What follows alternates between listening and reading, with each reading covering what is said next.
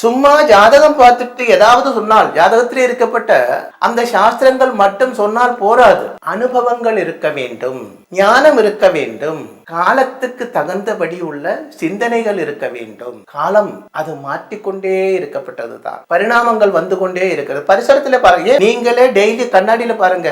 ஒரு வருஷம் முன்னாடி இருந்த மாதிரி தான் இன்னைக்கு இருக்கீங்களா? நீங்க ஒரு வருஷத்துக்கு அப்புறம் இப்படித்தான் இருப்பீங்களா? இல்ல இல்லையா?